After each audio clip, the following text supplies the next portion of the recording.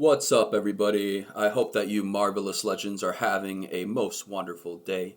My name is Tyler Adolfo, and in this video, I will be reacting to George Carlin, Extreme Human Behavior.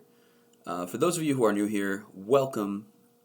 In case you don't know, George Carlin is my favorite comedian. For those of you who've been here, I know that is no surprise to hear those words, but he is. For me, he's a truth teller. He's more than a comedian. He would talk about the ills of society in ways that no other people could possibly hope to. And for this video, he'll be talking about extreme human behavior. So I'm really interested to hear what he has to say. I have not seen this before, as always. This is his first time reacting to this particular segment of his. Let's get right into it. Humans do some really interesting things. Like, besides killing ourselves, we also kill each other. Murder. And we're the only ones who do that, by the way. We're the only species on Earth that deliberately kills members of our own species for personal gain. Or pleasure. Sometimes it's just fun. We're also the only species that deliberately kills members of another species for personal gain. Or pleasure. That's what hunters do. They kill for pleasure. That's us. Human beings. Interesting folks. Murderers. Here's an interesting form of murder we came up with. Assassination. You know what's interesting about assassination? Well, not only does it change those popularity polls in a big fucking hurry, but it's also interesting to notice who it is we assassinate. You ever notice who it is? Stop to think of who it is we kill. It's always people who've told us to live together in harmony and try to love one another. Jesus, Gandhi, Lincoln, John Kennedy, Bobby Kennedy, Martin Luther King, Medgar Evers, Malcolm X, John Lennon. They all said, try to live together peacefully. Bam! Right in the fucking head.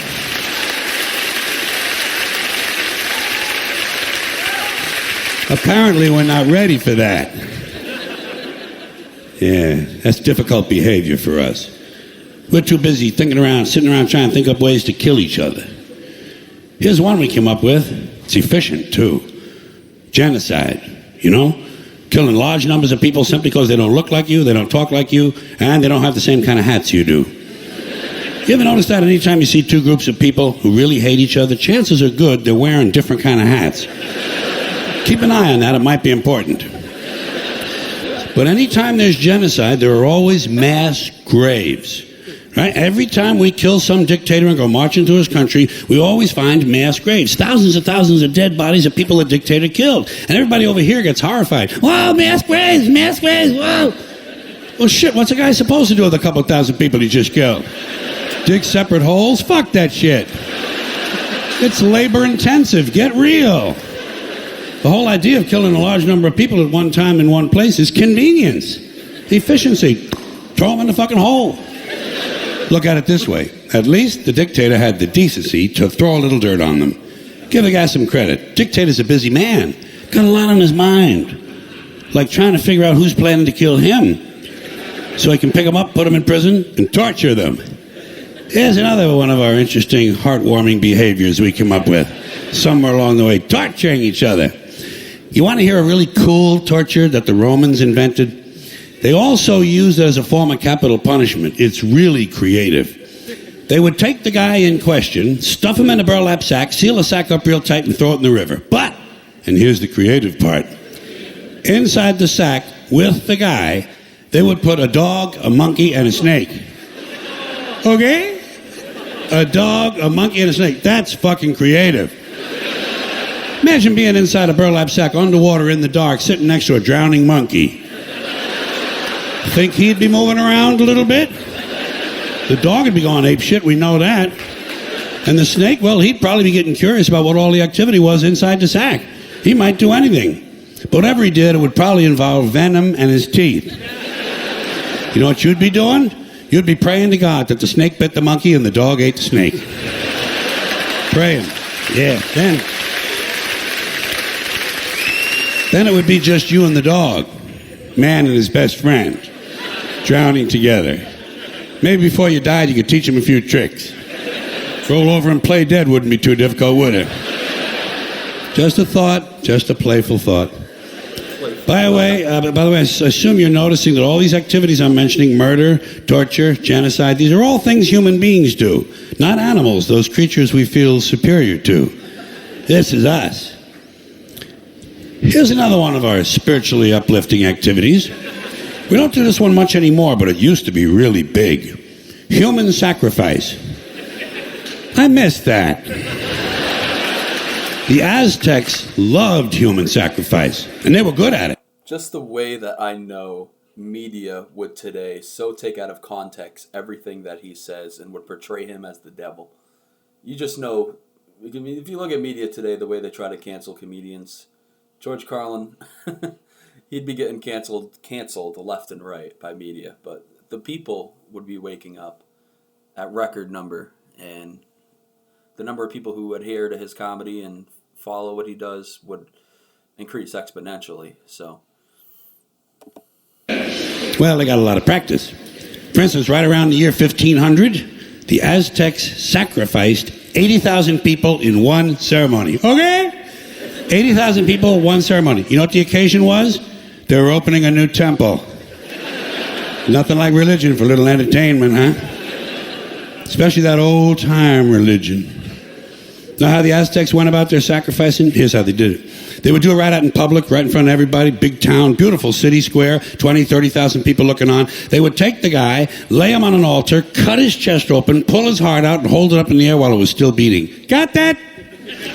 Cut his chest open, pull his heart out, and hold it up in the air while it was still beating. You know what you call that? Theater. That is fucking theater. And although the procedure may have been a little too crude to be considered the first bypass surgery, it could easily be seen as an early form of organ donor program. The Aztecs, human beings, just like us. Not too long ago, 500 years, Columbus had already landed. This is just south of here, Mexico. And by the way, those hearts did not go to waste, because right after the ceremonies, the royal family, naturally, would enjoy another one of our amusing activities, cannibalism. Imagine that, chowing down on another human being. You got to be all out of beef jerky, man. You got to be really fucking hungry. But it happens, doesn't it? It still happens to this day. Bunch of people stranded in the wilderness, run out of Pop-Tarts, got to eat something. Might as well be Steve. And how do you decide who to eat first? How do you decide who's first on the barbecue rack? Do you pick on the little guy because he's skinny and he can't fight back? Or do you all gang up on the bodybuilder because he got a lot of steaks and chops on him? These are things human beings have to consider. One more of these charming diversions of ours, necrophilia. Huh? Now there's a hobby for you. Fucking a corpse. Takes a special kind of guy, don't you think? we truly are a terrible species, aren't we? But it happens, more than you might think. It happens among humans. Animals don't do that. Animals don't fuck their dead. A rat will do a lot of gross things, but he will not fuck a dead rat. It wouldn't even occur to him. Only a human being would think to fuck someone who just died. We gotta be the most interesting critters on the planet. The lowest of the low on the planet. And then we wonder why a UFO doesn't just land and say hello.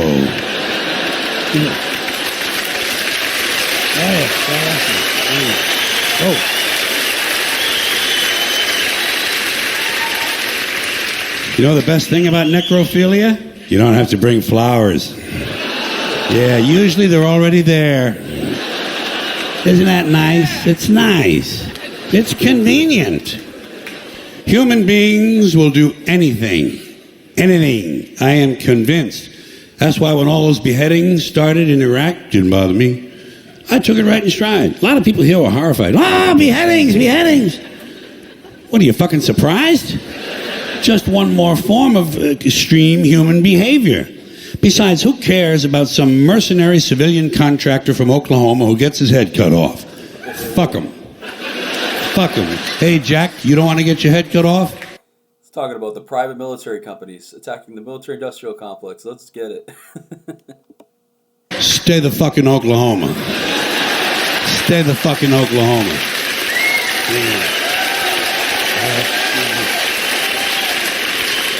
They ain't cutting off heads in Oklahoma, as far as I know. But I do know this. You strap on a gun and go strutting around some other man's country. You better be ready for some action, Jack.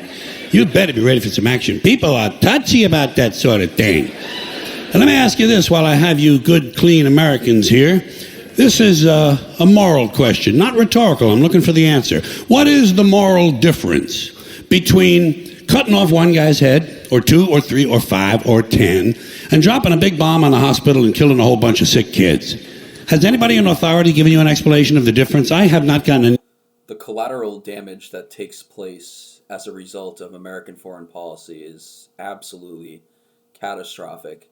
And collateral damage in itself is a truly disgusting euphemism because it doesn't encapsulate the horror of what happens when our foreign policy does result in this. You look at what happened with a lot of the drone strikes overseas. For every one terrorist you kill, there's another 100 civilians that die as a result of these targeted strikes. And that only results in the creation of even more terrorists, right? Operation Blowback is what Ron Paul would have pointed out. But, yeah. Email on this, no one will talk. You haven't gotten a postcard, not a fucking instant message, nothing. Now, in case you're wondering why I have a certain interest in fascination, let's call it, with torture and beheadings and all of these things I've mentioned, it's because each of these items reminds me in life, every time one of them occurs, it reminds me over and over again what beasts we human beings really are. You know, when you get right down to it, human beings are nothing more than ordinary jungle beasts, savages, no different from the Cro-Magnon people who lived 25,000 years ago in the Pleistocene forest eating grubs off of rotten logs. No different. Our DNA hasn't changed substantially in 100,000 years. We're still operating out of the lower brain, the reptilian brain, fight or flight, kill or be killed. Now, we like to think we've evolved and advanced because we can build a computer, fly an airplane, travel underwater. We can write a sonnet, paint a painting, compose an opera. But you know something? We're barely out of the jungle on this planet. Barely out of the fucking jungle. What we are is semi-civilized beasts with baseball caps and automatic weapons. All right, everybody. That was George Carlin's extreme human behavior. I completely concur with the list that he enumerated for what qualifies as extreme human behavior. Let me know in the comments down below if you agreed, if you think there was anything that was missing. But I thought he did something that was widely encompassing and that really captured the gravity of extreme human behavior. His list was appropriate, it was accurate, and it was amusing to listen to. But that's my reaction to George Carlin's extreme human behavior. As always, George Carlin with an impeccable performance. Thank you all so much for watching. Please like, comment, and subscribe on the video to help grow the channel. Thank you all. I hope you all have a most wonderful of days. Thank you.